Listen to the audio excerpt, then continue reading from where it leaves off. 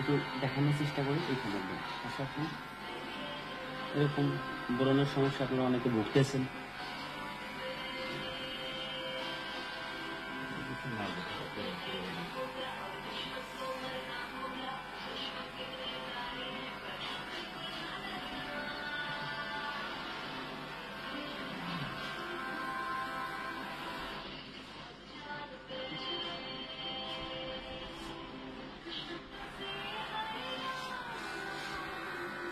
এই ধারার মধ্যে যে